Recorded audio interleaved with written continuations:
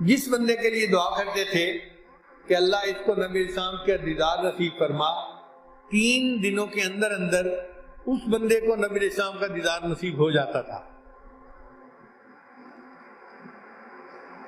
ایک مرتبہ میں اپنے یونیورسٹی کے 32 لڑکوں کو لے کر ان کی خدمت میں گیا اور میں نے عرض کیا کہ حضرت یہ یونیورسٹی کے لڑکے ہیں اور آئے ہیں، آپ ان کے لیے دعا کر دیں کہ ان کو خواب میں نبی اسلام کی زیارت نصیب ہو جائے۔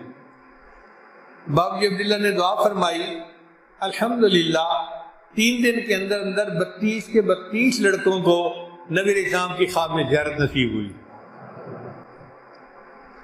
ہمارے شہر کے اس وقت ایک تبلیغ جماعت کے امیر تھے، ان کا نام تھا دین محمد، بھائی دین محمد ان کا نام تھا۔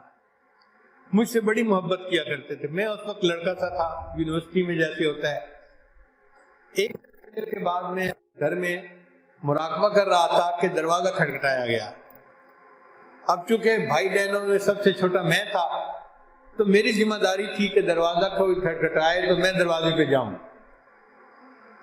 تو میں دروازہ کھول کے دیکھا تو بھائی دین محمد صاحب کھڑے ہوئے تھے۔ میں نے کہا السلام علیکم امیر صاحب، کیسے آنا ہوا؟ فرمان لگے کہ میں جماعت کا امیر ہوں اور زندگی میں نے اس تبلیغ میں لگائی ہے، میرے دل میں بڑی چاہت ہے کہ مجھے نبی اسلام، اس کے لیے میں نے سورہ کوثر والا عمل بھی کیا، درود شریف والا عمل بھی کیا، جس نے جو عمل بتایا کیا، لیکن جیسے میرے دل کو تسلی ہوتی ہے ہو جائے ایسے زیارت نصیب نہیں ہوئی۔ تو میں آپ کے پاس آیا ہوں کہ آپ پیروں کے ساتھ تعلق رکھنے والے لوگ ہیں، اگر آپ کو کوئی عمل آتا ہو تو مجھے بتائیں، میں عمل کرنا چاہتا ہوں، مجھے نبی صاحب کی زیارت نصیب ہو جائے۔ میں نے کہا امیر صاحب میں نے کل لاہور جانا ہے اور وہاں پر ایک اللہ والے آئیں گے تو ان سے ہم دعا کروا لیں گے تو آپ کا مقصد پورا ہو جائے گا۔ کہنے لگے ٹھیک ہے، میں کل اتنے بجے آپ کے گھر آ جاؤں گا۔ وہ امیر صاحب تشریف لے آئے، میں ان کے ساتھ بس پہ بیٹھ کے لاہور گیا۔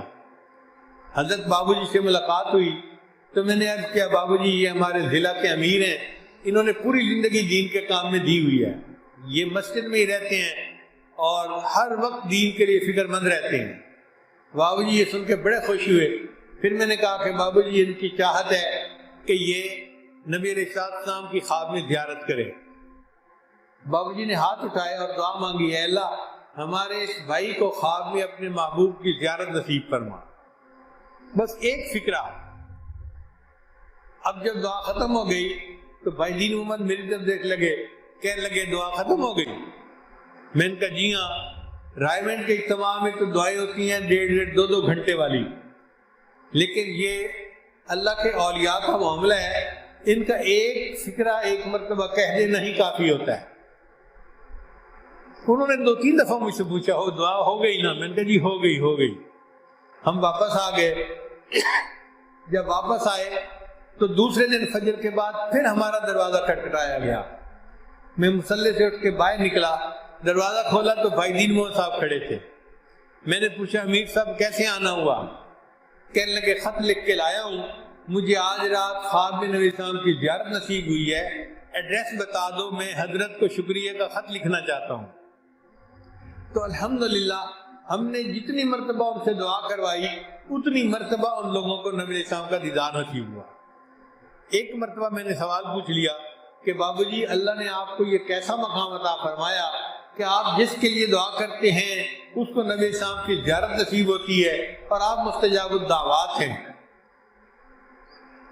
تو بابو جی عبداللہ نے میری طرف دیکھا اور فرمانے لگے کہ بچے میں اپنے آقا کی نافرمانی نہیں کرتا، میرا ہر عمل سنت کے مطابق ہوتا ہے، اس کی وجہ سے اللہ نے مجھے یہ مقام عطا فرما دیا۔ چنانچہ بابو جی عبداللہ کے بہت سارے اس طرح کے واقعات ہیں۔